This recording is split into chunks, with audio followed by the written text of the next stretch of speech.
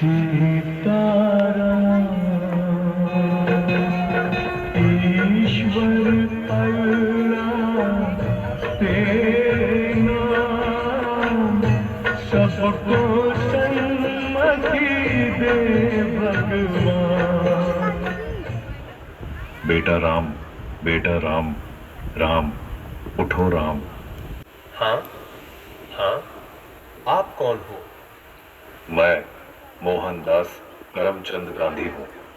मोहनदास करमचंद गांधी अर्थात महात्मा गांधी?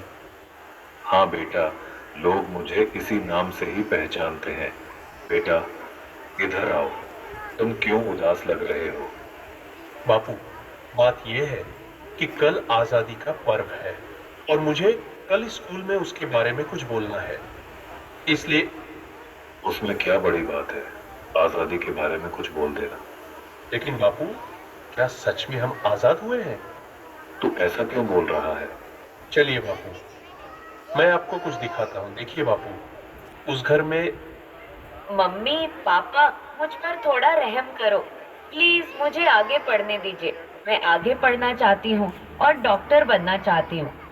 बस बेटा, आपने बहुत पढ़ लिया।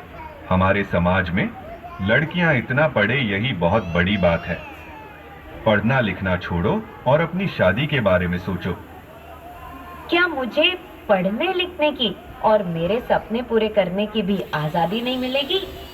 आइए बापू, उस घर में भी देखते हैं। मेहरबानी करके आप यह व्यसन छोड़ दो और घर में भी ध्यान दिया करो। अब हमारे घर में खाने के लिए अनाज का दाना भी नहीं है।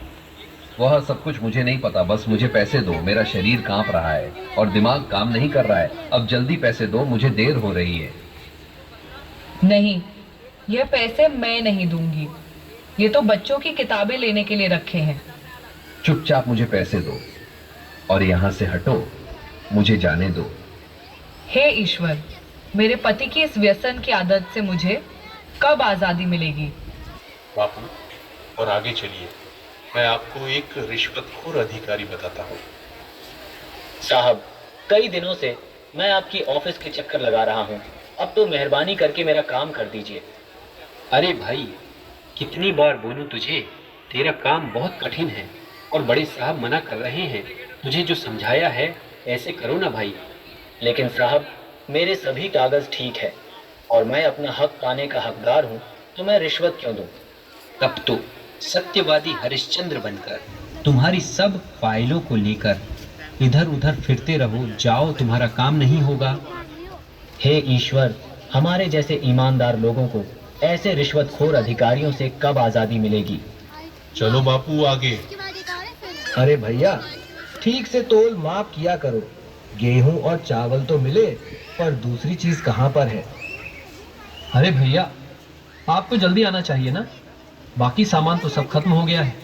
आगे से ही कम सामान आया था, उसमें हम क्या कर सकते हैं? आपने तो कल ही सामान देना शुरू किया है, तो खत्म कैसे हो सकता है? अरे यहाँ से निकलो भैया, और लोग भी लाइन में राह देख रहे हैं। आपको जो शिकायत है वह बड़े अधिकारी से जाकर करना। हे भगवान, हम गरीबों को ऐसे अनाज की तस्करी करने वाले लोगों से कब आजादी मिलेगी? देखा ना बापू आपने, क्या आपको लग रहा है कि सच में हमारा देश आजाद हुआ है? आज के समय में भी लड़कियों को पढ़ने की आजादी नहीं है। आज के समय में बहुत सारे लोग व्यसन के अधीन होकर अपने घर की जिम्मेदारी को भूल रहे हैं।